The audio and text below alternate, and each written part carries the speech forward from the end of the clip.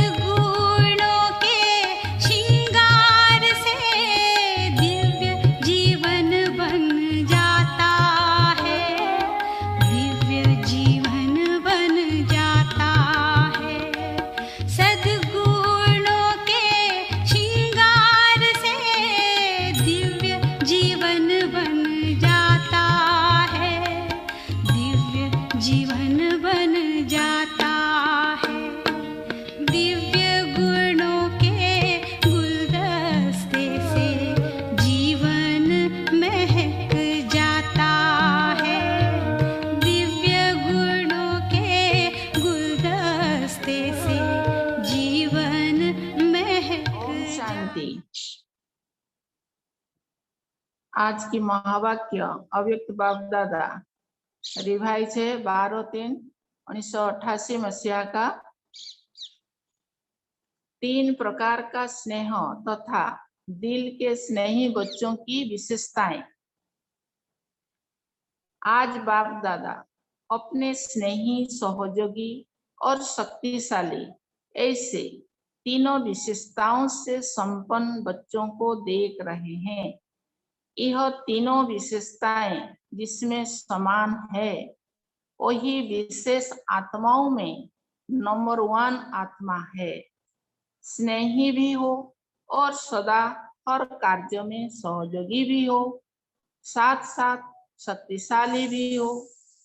स्नेही तो सभी हैं, लेकिन स्नेह में एक है दिल का स्नेह, दूसरा है समय प्रमाण मतलब का स्नेह, और तीसरा है मजबूरी के समय का स्नेह। जो दिल का स्नेही है उसकी विशेषता यह होगी, वह सर्वसम्मन और सर्व प्राप्ति सदा सहज स्वतः अनुभव करेंगे। एक संबंधों की अनुभूति में भी कमी नहीं। जैसा समय वैसे संबंध के स्नेह के भिन्न भिन्न अनुभव करने वाले, समय को जानने वाले और समय प्रमाण संबंधों को भी जानने वाले होंगे। अगर बाप जब शिक्षक के रूप में श्रेष्ठ पढ़ाई पढ़ा रहे हैं, ऐसे समय पर शिक्षक के संबंध का अनुभव न कर सखा रूप की अनुभूति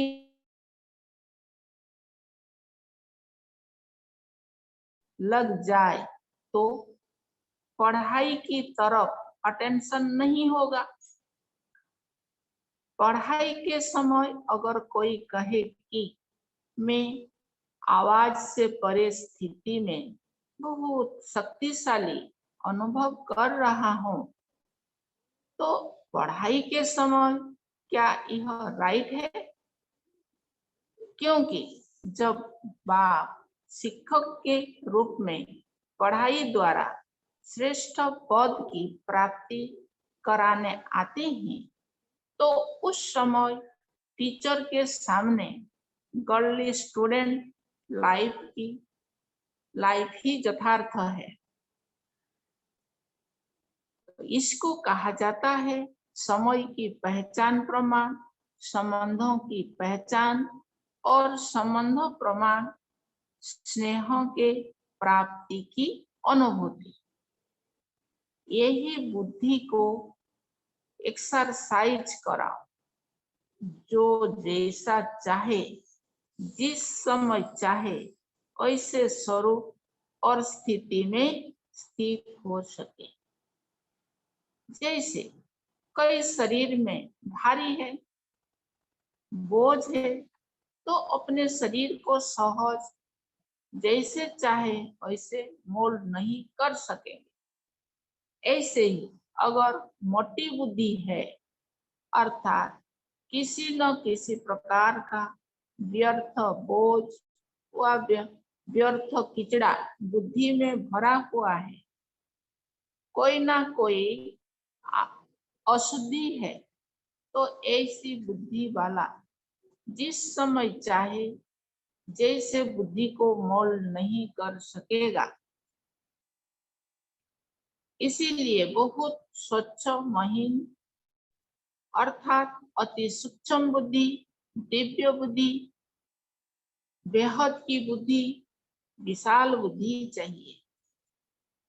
ऐसी बुद्धि वाले ही सर्व संबंध का अनुभव जिस समय जैसा संबंध वैसे स्वयं के स्वरूप का अनुभव कर सकेंगे।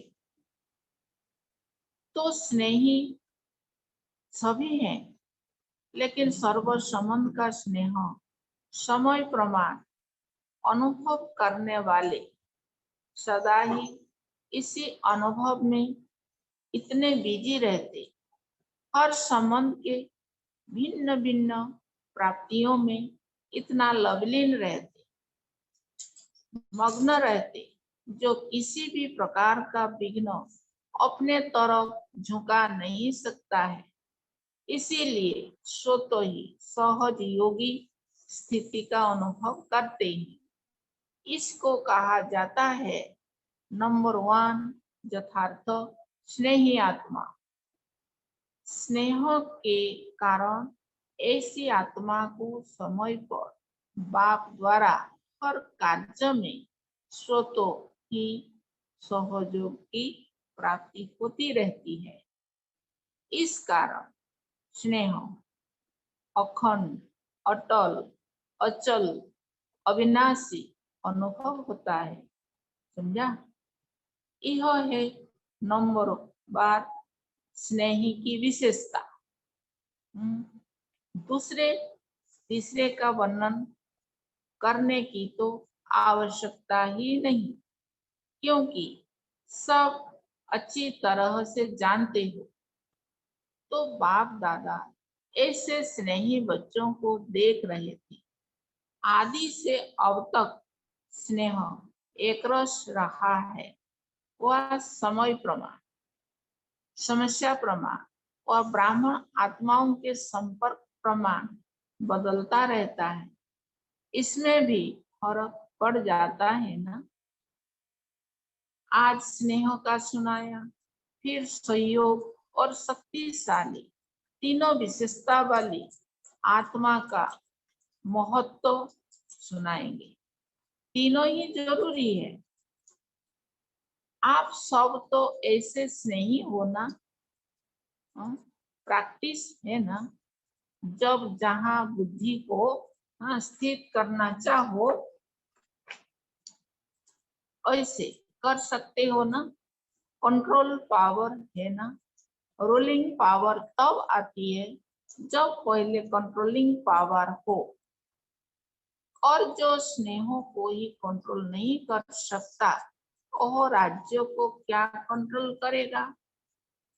इसीलिए स्वयं को कंट्रोल में चलाने की शक्ति का अभ्यास अभी से चाहिए, तब ही राज्य अधिकारी बनेंगे। समझा? आज तो मिलने वालों की कोटा पूरी करनी है। देखो, संगम युग पर कितना भी संख्या के बंधन में बांधे, लेकिन बंध सकते हो। संख्या से ज्यादा आ जाते हैं। इसीलिए समय को, संख्या को और जिस शरीर का आधार लेते हैं उसको देखो, उसी विधि से चलना पड़ता है। वतन में यह सब देखना नहीं पड़ता, क्योंकि सूक्ष्म शरीर की गति स्थूल शरीर से बहुत तीव्र है। एक तरफ साकार शरीरधारी, दूसरे तरफ फरिश्ता स्वरूप। दोनों के चलने में कितना अंतर होगा। फरिश्ता कितने में पहुंचेगा और साकार शरीरधारी कितने में पहुंचेगा, बहुत अंतर है। ब्रह्मा बाप भी सूक्ष्म शरीरधारी बन कितनी तीव्र गति से चारों ओर सेवा कर रहे हैं, और ये ब्रह्मा साकार शरीरधारी रहे और अब सूक्ष्म शरीरधारी बन कितना तीव्र गति से आगे बढ़ और बढ़ा रहे हैं। यह तो अनुभव कर रहे हो ना। सूक्ष्म शरीर की गति इस दुनिया के सबसे तीव्र गति के साधनों से तेज है। एक ही सेकंड में उसी समय अनेकों को अनुभव करा सकते हैं। जो समय जो सब कहेंगे कि हमने इस समय बाप को देखा या बाप से मिले, हर एक समझेगा कि मैंने रूहान की, मैंने मिलन मनाया, मेरे को मदद मिली, क्योंकि तीव्र गति के कारण एक ही समय पर हर एक को ऐसा अनुभव होता है जैसे मैंने किया। तो फरिश्ता जीवन अनुभव जीवन है, बल सेवा का बंधन है, लेकिन इतना फास्ट गति है जो जितना भी करे उतना करते हुए भी सदा फ्री है। जितना ही प्यारा उतना ही न्यारा, कराते सब से हैं, कराते हुए भी अशरीरी फरिश्ता होने के कारण सदा ही संपन्नता की स्थिति का अनुभव होता है, क्योंकि शरीर और कर्मों के अधीन नहीं है। ये शरीर कर्म के अधीन नहीं है। आप लोगों को भी अनुभव है, जब फरिश्ते स्थिति से कोई कार्य करते हो तो बंधन मुक्त अर्थात हल्कापन अनुभव करते हो ना। और जो है ही फरिश्ता, लोक भी ओहो तो शरीर भी ओहो, तो क्या अनुभव होता होगा, जान सकते हो ना। अच्छा, चारों ओर के सर्व दिल के स्नेही बच्चों को सदा दिव्य विशाल बेहद बुद्धिमान बच्चों को सदा ब्रह्मा बाप समान फरिश्ता स्थिति का अनुभव कर तीव्र गति से सेवा में स्व उन्नति में सफलता को प्राप्त करने वाले सदा सहयोगी बन बाप के सहयोग का अधिकार अनुभव करने वाले ऐसे विशेष आत्माओं को समान बनने वाली महान आत्माओं को बाप दादा का याद प्यार और नमस्ते। अव्यक्त तो बाप दादा से पर्सनल मुलाकात। नंबर 1, सदा बेफिक्र बादशाह होना। जब बाप को जिम्मेवारी दे दी तो फिक्र किस बात का। जब अपने ऊपर जिम्मेवारी रखते हो तो फिर फिक्र होता है, क्या होगा कैसे होगा। और जब बाप के हवाले कर दिया तो फिक्र किसको होना चाहिए, बाप को या आपको। और बाप तो सागर है, उसमें फिक्र रहेगा ही नहीं। तो बाप भी बेफिक्र और बच्चे भी बेफिक्र हो गए। तो जो भी कर्म करो, कर्म करने से पहले यह सोचो कि मैं ट्रस्टी हूँ। ट्रस्टी काम बहुत प्यार से करता है लेकिन बोझ नहीं होता है। ट्रस्टी का अर्थ ही है सब कुछ बाप तेरा, तो मेरे में प्राप्ति भी ज्यादा और हल्के भी रहेंगे, काम भी अच्छा होगा। क्योंकि जैसी स्मृति होती है वैसी स्थिति होती है। तेरा माना बाप की स्मृति, कोई रिवाजी महान आत्मा नहीं है, बाप है। तो जब तेरा कह दिया तो कार्य भी अच्छा, तेरा स्थिति भी अच्छा और स्थिति भी सदा बेफिक्र। जब बाप ऑफर कर रहा है कि फिक्र दे दो, फिर भी अगर ऑफर नहीं मानो तो क्या कहेंगे, बाप की ऑफर है बोझ छोड़ो। तो सदा बेफिक्र रहना है और दूसरों को बेफिक्र बनने की अनुभव में विधि बतानी है। बहुत आशीर्वाद मिलेगी। इसका बोझ व फिक्र ले लो तो दिल से दुआएं देंगी, तो स्वयं भी बेफिक्र बादशाह और दूसरों की भी शुभ भावना की दुआएं मिलेगी। तो बादशाह हो, अविनाशी धन के बादशाह हो। बादशाह को क्या परवाह हो, विनाशी बादशाहों को तो चिंता रहती है, लेकिन यह अविनाशी है। अच्छा, दूसरा नंबर, अविनाशी सुख और अल्पकाल का सुख, तीनों के अनुभवी होना। अल्पकाल का सुख है स्थूल साधनों का सुख, और अविनाशी सुख है ईश्वरीय सुख। तो सबसे अच्छा सुख कौन सा है? ईश्वरीय सुख जब मिल जाता है तो विनाशी सुख आपे ही पीछे पीछे आता है। जैसे कोई धूप में चलता है तो उसके पीछे परछाई आपे ही आती है, और अगर कोई परछाई के पीछे जाए तो कुछ नहीं मिलेगा। तो जो ईश्वरीय सुख के तरफ जाता है उसके पीछे अल्पकाल का सुख तो ही परछाई की तरह आता रहेगा, मेहनत नहीं करनी पड़ेगी। जैसे कहते हैं जहाँ परमार्थ होता है वहाँ व्यवहार स्वतः सिद्ध हो जाता है। ऐसे ईश्वरीय सुख है परमार्थ, और विनाशी सुख है व्यवहार।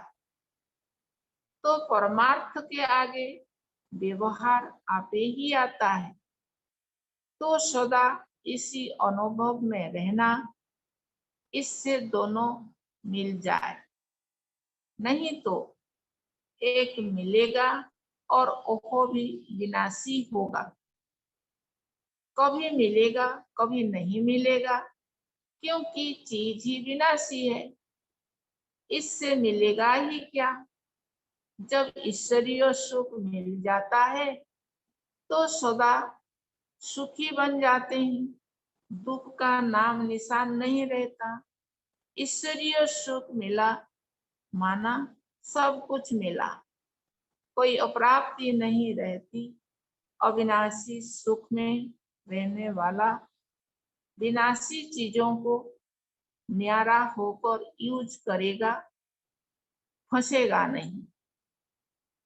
अच्छा, 3 नंबर, सदा अपने को कल्प पहले वाले विजयी पांडव समझते हो। जब भी पांडवों के यादगार चित्र दिखाते हो तो ऐसे लगता है कि यह हमारा यादगार है। तो पांडव अर्थात सदा मजबूत रहने वाले, इसलिए पांडवों के शरीर लंबे चौड़े दिखाते हैं, कभी कमजोर नहीं दिखाते।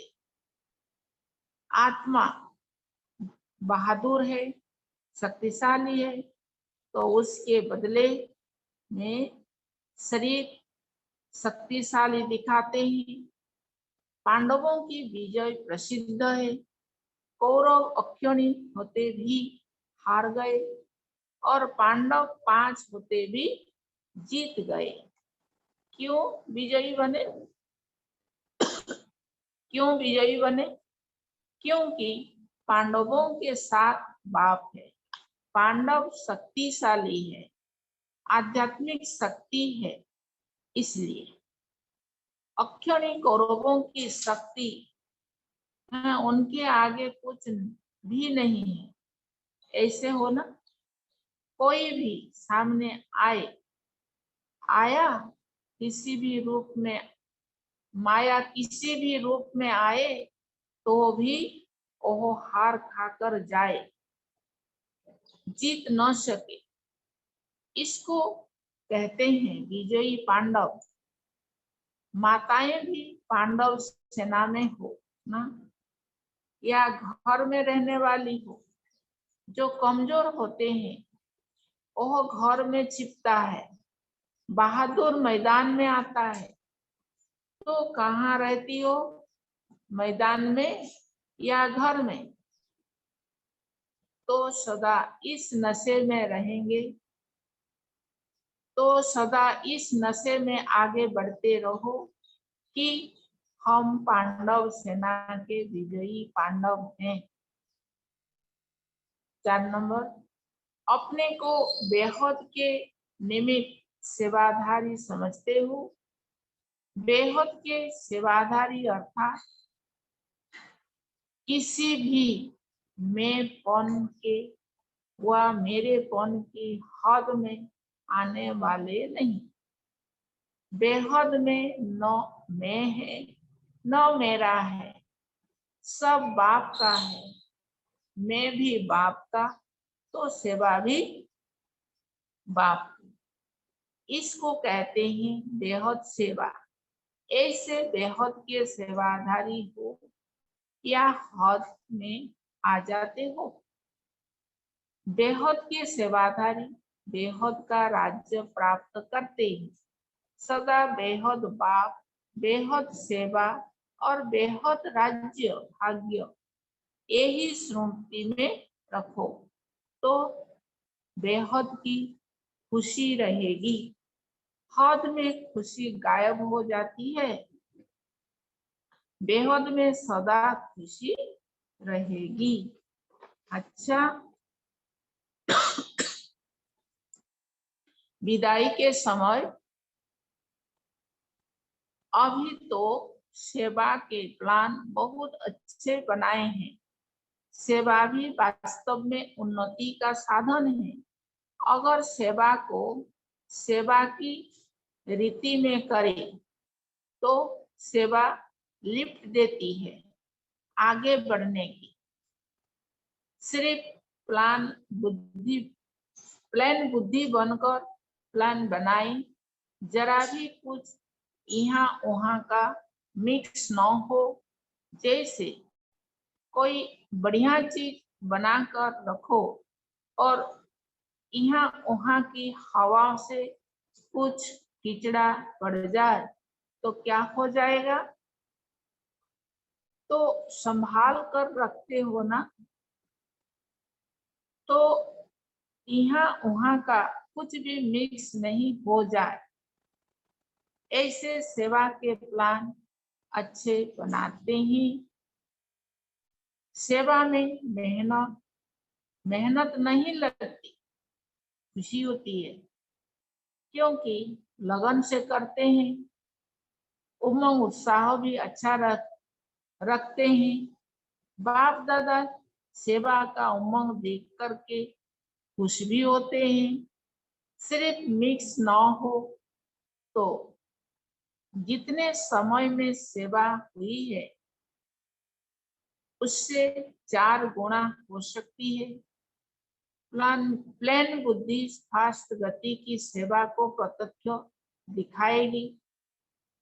अभी फिर भी सोचना पड़ता है ना कि यह करें, यह न करें, यह तो नहीं होगा, वह तो नहीं होगा। लेकिन सब एक बुद्धि हो जाए।